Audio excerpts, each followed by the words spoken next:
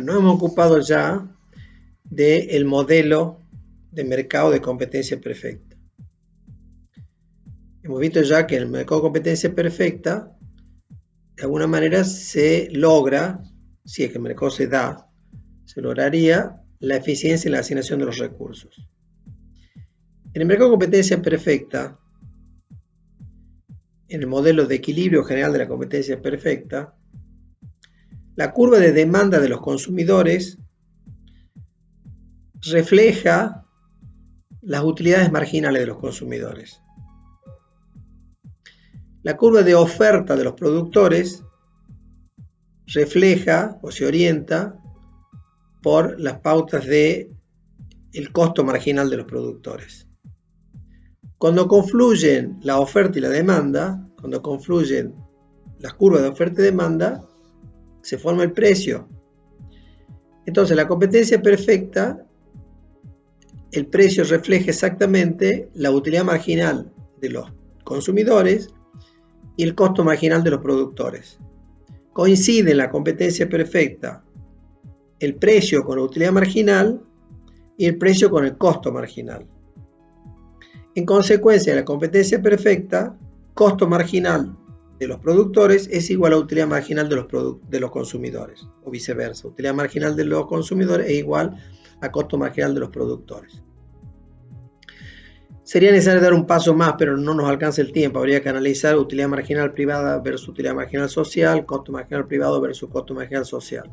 Lo podemos ver en otro momento, pero acá no nos alcanza el tiempo, lamentablemente. Pero lo cierto es que el punto que me interesa destacar es que si se diera la competencia perfecta, la utilidad marginal de los consumidores coincidiría con el costo marginal de los productores. En ese caso, los mercados se vacían, dicen los economistas. ¿Por qué? Porque se demanda todo lo que se produce y se produce todo lo que se demanda. Pero también hemos dicho que los mercados de competencia perfecta no se dan en toda su pureza, porque presentan fallas los mercados. Hay distintas fallas en donde no coincide esto que estoy diciendo, esta igualdad, no coincide la utilidad marginal y el costo marginal, por alguna razón. Por ejemplo, barreras de entrada de orden legal. En el mercado de competencia perfecta se puede entrar, se puede salir, se puede producir, se puede dejar de producir, hemos dicho, hay libertad de entrada y de salida. Pero cuando hay barreras de entrada no es tan fácil. Por ejemplo, un producto importado. El producto importado, para comercializarse en el país, tiene que pagar un arancel. Se le pone un arancel para que no entre libremente, porque se trata de proteger la industria local, por ejemplo. Supongamos que sea ese razonamiento, que no siempre es así, pero supongamos que es así. Entonces el consumidor que está dispuesto a utilizar el producto, quiere comprarse una computadora importada, por ejemplo, sabe que el precio internacional es X, pero para poder usarlo acá tiene que pagar el precio más el arancel que tiene que pagar. Entonces ya no coincide exactamente la utilidad marginal y el costo marginal, porque está el arancel que de alguna manera funciona como una barrera de entrada de orden legal para de alguna manera proteger a la producción nacional, si se quiere. En las profesiones pasa lo mismo. No cualquiera puede ejercer la profesión de abogado, por ejemplo, hace falta tener un título, hace falta estar matriculado en un colegio. Entonces, no cualquiera lo puede ejercer. La competencia perfecta dijimos que había absoluta libertad de entrada y salida. Bueno, en este caso no se da así. Entonces, eso aleja a la figura de la eficiencia de la competencia perfecta. Hay barreras de entrada que no son de orden legal, sino de orden económico, basadas en los altos costos iniciales. Instalar una fábrica para un producto relativamente sencillo no requiere grandes inversiones. Pero para una gran empresa hace falta una gran inversión. Es lo mismo por una fábrica de artículos de prendas de vestir o de confecciones que poner una fábrica de aviones, por ejemplo. Entonces, los altos costos iniciales hacen que haya una tendencia a la concentración, con lo cual de alguna manera nos alejamos del precio fijado exclusivamente por oferta y demanda, ¿no es cierto?, como habíamos planteado en su momento. Entonces, son barreras que de alguna manera nos alejan del mercado de competencia perfecta. Hay otras barreras, hay otras fallas del mercado. Por ejemplo, la información imperfecta. La información imperfecta es una falla de mercado. supongamos que una persona quiere comprar un vehículo usado, entonces concurre a un lugar donde se venden vehículos usados, pero como él no sabe en qué estado está el vehículo que le están ofreciendo, por las dudas, para evitar cualquier problema o algún defecto que no conozca en ese momento, él ya va predispuesto y ofrece un precio relativamente menor, un 20% menos de lo que se está ofreciendo el vehículo. El vendedor, que sabe que el comprador hace eso, anticipadamente pide un precio más alto, pide un 20% más alto, por ejemplo. A la larga, el precio se va a determinar por la mayor o menor habilidad negociadora de uno y otro, pero es posible que no refleje exactamente el costo marginal o la utilidad marginal, porque hay deficiencias en la información. Una persona que se quiere comprar un vehículo usado, como no sabe en qué estado está, lo hace revisar con un mecánico. Eso genera un costo adicional, lo aleja ya de su utilidad marginal estrictamente, porque va a pagar un precio mayor. No sucede lo mismo cuando se va a comprar un vehículo 0 kilómetros de una marca prestigiada, donde no hace falta hacerlo revisar con un mecánico. Entonces hay algo que distorsiona toda esta cuestión. ¿Por qué? Porque la información es imperfecta. El tema este es muy importante. Es muy importante. Son asimetrías en la información. Inclusive hay trabajos de autores muy importantes en economía sobre este tema, que lo podemos ampliar en otro momento si ustedes quieren.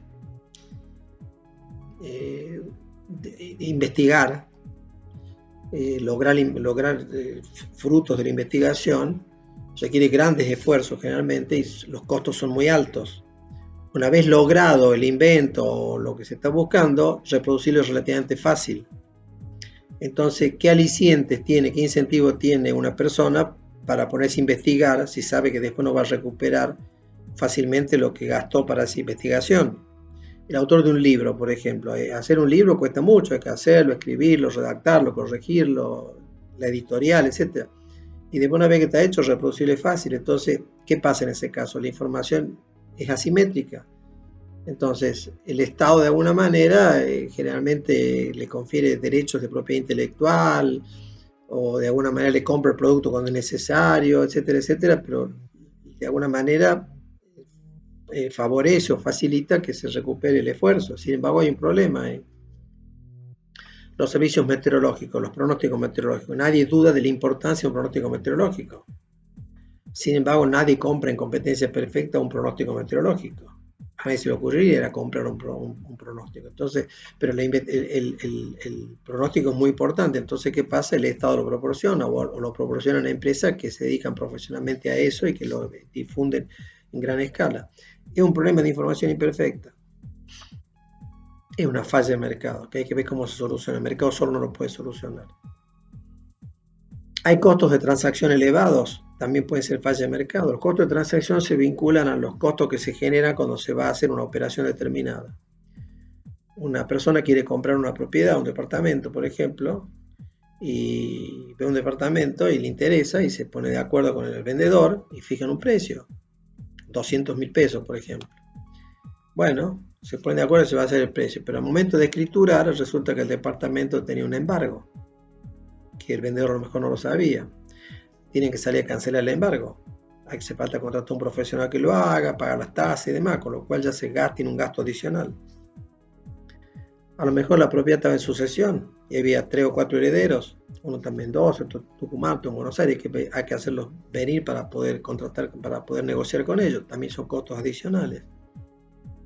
A lo mejor tiene una hipoteca, hay que cancelar la hipoteca, pero si son gastos. Entonces, si estaban de acuerdo en un principio del valor del departamento era 200.000 y tienen 30.000 pesos más de gastos, el valor ya no son 200 sino 230. Es posible que no responda a la utilidad marginal que le va a dar el comprador. Entonces hay algo que no cierra en todo esto.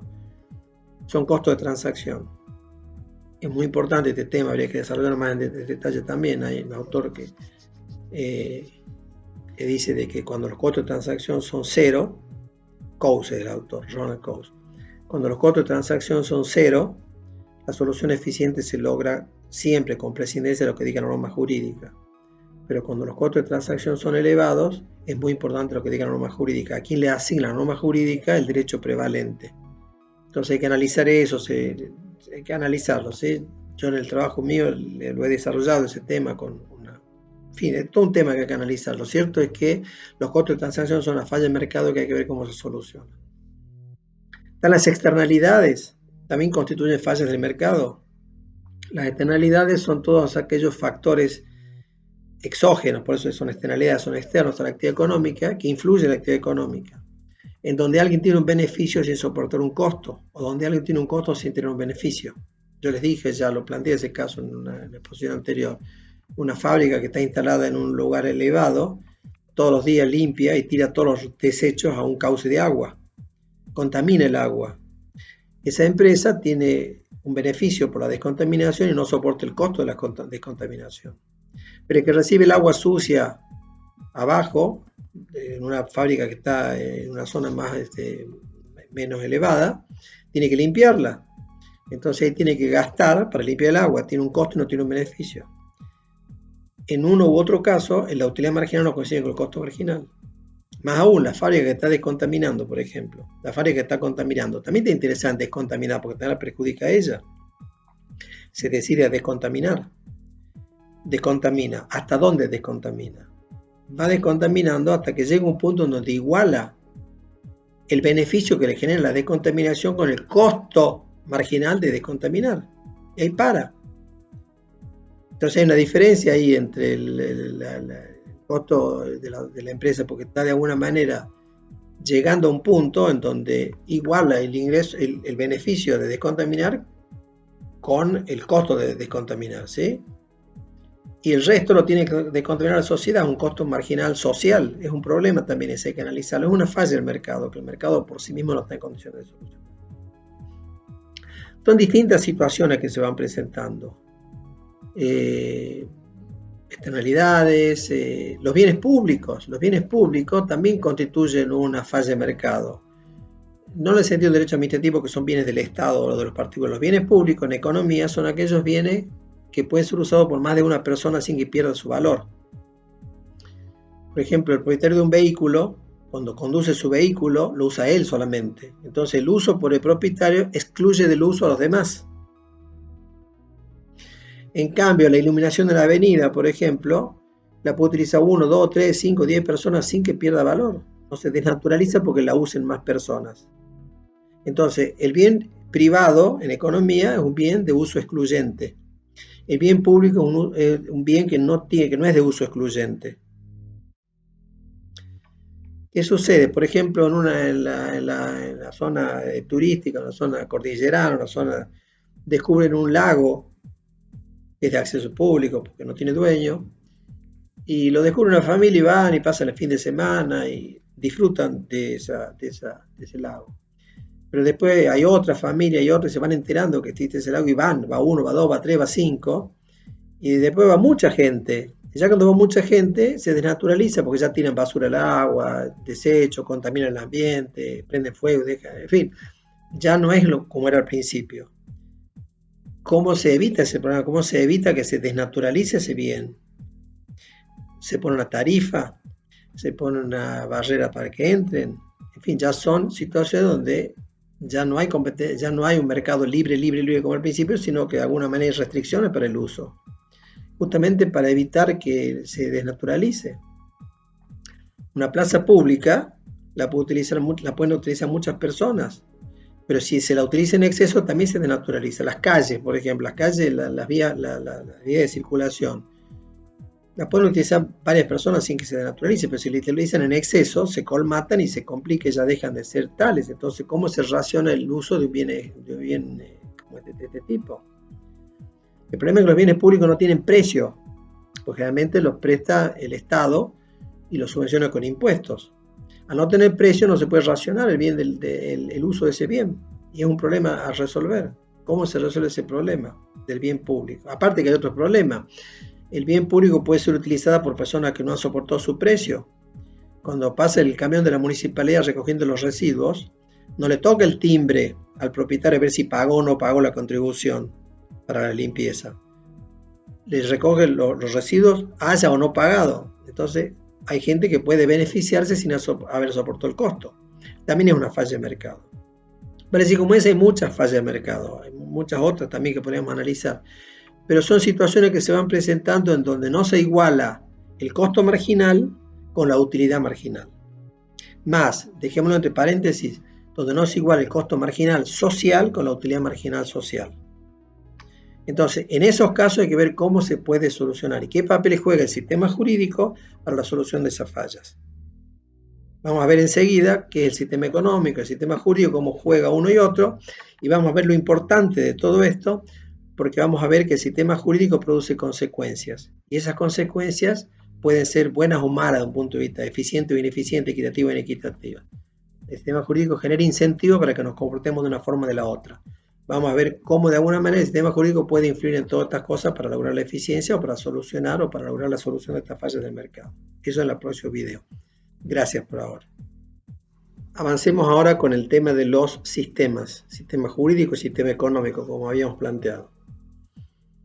La sociedad como un todo está integrada por seres humanos y sus respectivas interacciones. Esas interacciones tienen distintas características o se vinculan con distintos fenómenos. Todos los seres humanos interactuando en sociedad, cuando esas interacciones, cuando esos comportamientos se vinculan con los fenómenos de producción, circulación, distribución y consumo de bienes y servicios, integran el sistema económico como un subsistema social. Concretamente, seres humanos interactuando en relación con esos fenómenos, que son los fenómenos económicos tradicionales: producción, circulación, distribución y consumo. Sistema económico como subsistema social. ¿Qué función cumple el sistema económico? ¿Qué papel desempeña el sistema económico? El sistema económico permite solucionar los problemas básicos que habíamos planteado: qué, cómo, para quién producir. El sistema económico permite establecer pautas de distribución de la renta y de los ingresos. El sistema económico orienta el comportamiento de los consumidores y de los productores. El sistema económico de alguna manera conduce al mejor aprovechamiento de los recursos, como ya hemos venido viendo. Sistema económico. El sistema jurídico. El sistema jurídico está integrado también por seres humanos y sus respectivas interacciones. ¿Vinculadas con qué? Vinculadas con los conflictos reales o potenciales que podemos tener que soportar en algún momento. Todos los comportamientos que se vinculan con esta cuestión integran el sistema jurídico. Esos conflictos reales o potenciales a los cuales el sistema jurídico trata de dar solución a través de normas y de instituciones que las aplican. Vale decir, en el sistema jurídico tenemos seres humanos, conflictos reales o potenciales, normas e instituciones. Como subsistema social también, ¿no?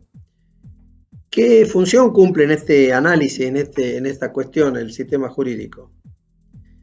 El sistema jurídico establece las pautas de organización social. El sistema jurídico, de alguna manera, permite solucionar conflictos. El sistema jurídico establece legitimidades, le da la razón al que la tiene y no se la da al que no la tiene.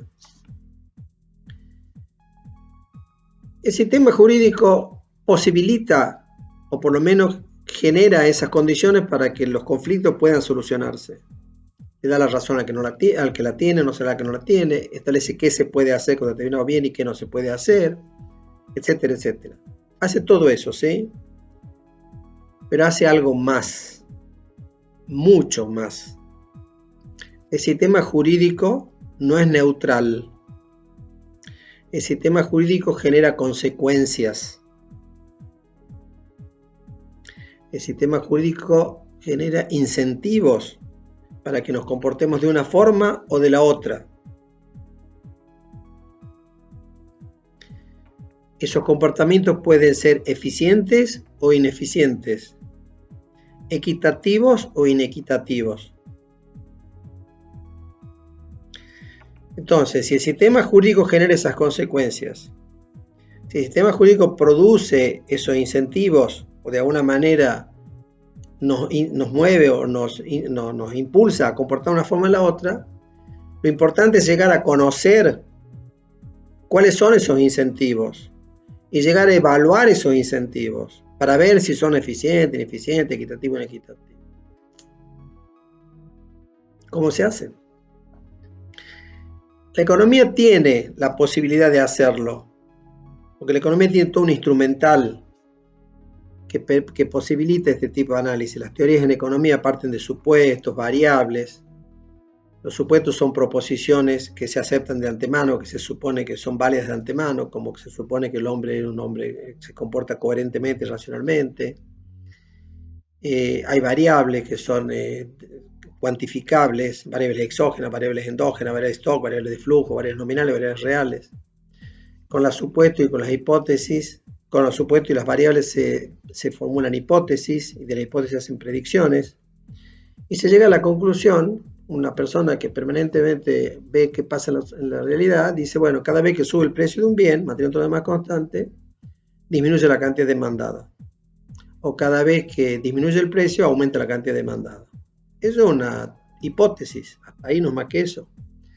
En la economía se plantea, o nosotros por lo menos planteamos, de que para que esa hipótesis o esa teoría tenga validez científica, tiene que estar contrastada, tiene que ser verificada. Si esa teoría es verificada, es contrastada y resulta ser cierta y verdadera, pasa a ser una teoría científica que permite predecir comportamientos. Cada vez que sube el precio, va a disminuir la cantidad demandada. O viceversa, cada vez que baja el precio, va a aumentar la cantidad demandada. Y después de la contrastación, la teoría resulta que no era cierta, que no conduce a resultados adecuados, habrá que reformularla o desecharla. No perderá su carácter de teoría científica, pero sí va a ser una teoría equivocada, errónea, que debe ser modificada o descartada. La economía tiene todo un conjunto de instrumentos, con todos estos elementos que le estoy diciendo, que permite predecir. La economía sabe que cada vez que pasa tal cosa, pasa tal otro. O por lo menos se supone que va a pasar eso. ¿Sí? Cuando el derecho, cuando el sistema jurídico, cuando los operadores jurídicos quieren de alguna manera predecir esos comportamientos y evaluar esos comportamientos, recurren a esta teoría o utilizan esta teoría. No digo pedir prestado, porque no es, pero es algo así como que de alguna manera se recurre a la disciplina económica para poder predecir esos comportamientos. Con lo que de alguna manera nos damos cuenta de la importancia que tiene la economía en el derecho. Recíprocamente, la economía necesita el derecho también. El modelo de competencia perfecta, como modelo, cierra, se logra la eficiencia, los precios se fijan por la oferta y la demanda, podemos predecir el comportamiento de uno y podemos predecir el comportamiento de otro, etc. Es todo lo que venimos viendo. Ahora, el mercado de competencia perfecta, suponiendo que estamos trabajando en esa hipótesis, en ese modelo, ¿podría funcionar si no hubiera un sistema jurídico que garantizara que las obligaciones se cumplen? Si no hubiera un sistema que de alguna manera le asegurara a los participantes de ese mercado que las promesas que se hicieron se van a cumplir. Por más mecanismos los economistas aceptan que el mercado de competencia perfecta podría funcionar de esa forma. Pero desde nuestra perspectiva, no es tan simple la cosa. Por más competencia perfecta que sea, es muy difícil que el mercado, que el mecanismo funcione eficientemente si no hay un mecanismo que permite o posibilita o garantiza o asegure que las promesas se cumplen y que las obligaciones se cumplen. Entonces la economía también necesita el derecho, porque necesita el sistema jurídico que le garantice que las promesas se cumplan. Entonces ahí ven ustedes la vinculación entre los dos sistemas. Acá nosotros nos limitamos al sistema jurídico y al sistema económico porque la exposición esta se vincula con el análisis económico del derecho. Pero nosotros estamos planteando y aceptando que el análisis del fenómeno jurídico es un análisis multidimensional, como decía el doctor Martínez Paz, vale decir, excede los enfoques de alguna manera donde se analiza o se ven los sistemas como sistemas cerrados que se bastan a sí mismos. El fenómeno jurídico se analiza desde la perspectiva global. Todas las otras disciplinas o las otras áreas tienen influencia.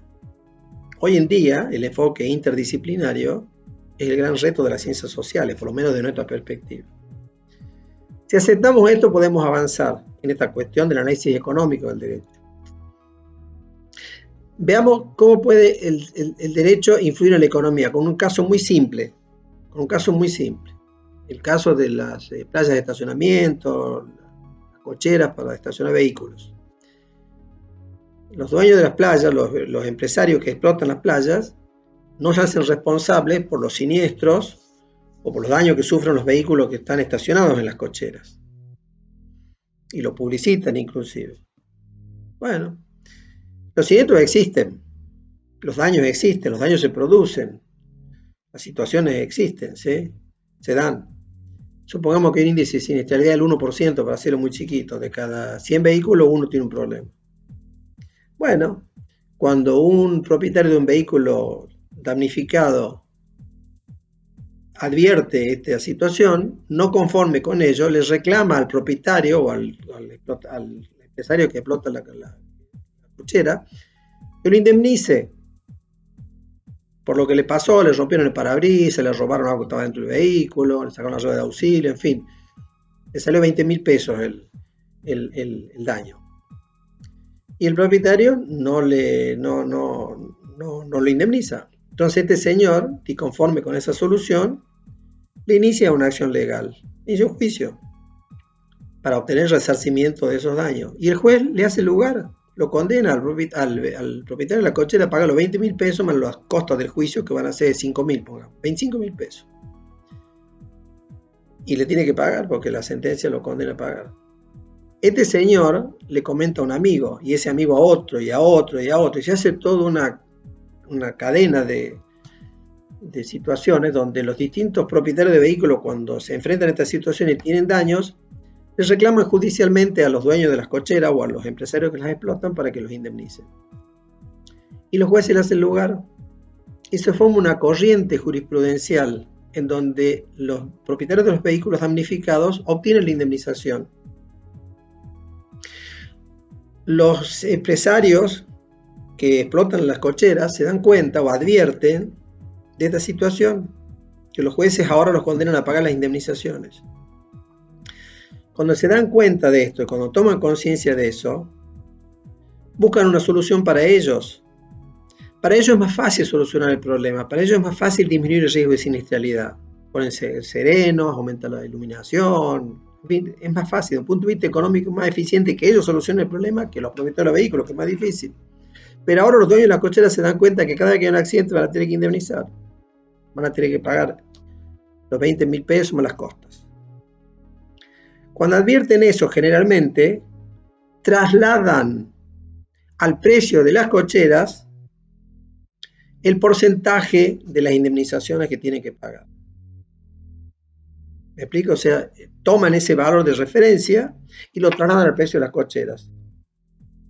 Entonces, esas decisiones judiciales, esa corriente jurisprudencial, influyó decididamente en el precio de la cochera y en las condiciones de la prestación del servicio, porque ahora el propietario de la cochera sabe que tiene este problema y trata de evitarlo, trata de minimizarlo. Es un caso muy simple, se podría hacer un análisis con muchas otras situaciones parecidas, pero lo cierto es que el derecho influye en la actividad económica sin ninguna duda. Los costos de transacción que vimos en las exposiciones anteriores, el caso de la externalidad positiva y negativa, el caso de la empresa que está aguas arriba y la empresa que está aguas abajo, la empresa de aguas arriba contamina el curso del río y el que recibe el agua sucia abajo la tiene que limpiar. Cuando no hay costos de transacción, la solución eficiente se logra. Eso lo plantea un autor muy conocido, premio Nobel de Economía, Ronald Coase. Dice, cuando los costos de transacción son cero, cuando los costos de transacción son inexistentes, los sujetos involucrados en el problema se ven impulsados a negociar, a buscar soluciones, porque ninguno de los dos quiere un problema mayor. Como el problema los afecta a los dos y no hay costo de transacción, realmente llegan a soluciones. Porque están impulsados a negociar, se ven impulsados, se ven incentivados, o por lo menos se ven deseosos de tratar de solucionar. Ahora, cuando hay costo de transacción, cuando los costos de transacción son elevados, ya no es lo mismo. Cuando los costos de transacción son elevados, ya los incentivos para negociar no son tan simples. Entonces, cuando no hay costo de transacción, cuando los costos de transacción son inexistentes, la solución eficiente se logra por lo general fácilmente. Cuando los costos de transacción son elevados, cuando los costos de transacción son relevantes, lo que la norma jurídica diga es fundamental. Es decir, ¿a quién la norma jurídica le otorga el derecho prevalente? ¿Quién tiene el derecho prevalente? ¿Uno u otro? Y en función de eso se resolverá el problema. Parecía un tema muy importante. Y así con las distintas fallas del mercado. Lástima que ya se nos acabe el tiempo, pero con cada una de las fallas del mercado podemos analizarlo. Nosotros en el trabajo nuestro lo hemos analizado. Yo hice un análisis sobre responsabilidad contractual, extracontractual, accidente, en fin. Hay que desarrollarlo con números y análisis de beneficio y costo, etcétera, etcétera. Hay que analizarlo con precisión y no tenemos tiempo, lamentablemente. Pero el papel del sistema jurídico es muy importante en la actividad económica. Y la actividad económica es importante en la consideración de las normas y del sistema jurídico. Es un enfoque interdisciplinario. El enfoque que hace la economía es un enfoque ex ante y el enfoque que hace el sistema jurídico es un enfoque ex post. Los dos se complementan. Lamento que el tiempo se nos acabe, pero quedamos a disposición de ustedes para cualquier inquietud, duda que ustedes quieran plantear. Estamos a disposición todos los que hemos participado de este curso para evacuar cualquier duda o tratar de hacerlo en la medida de la posibilidad. Por ahora, muchas gracias.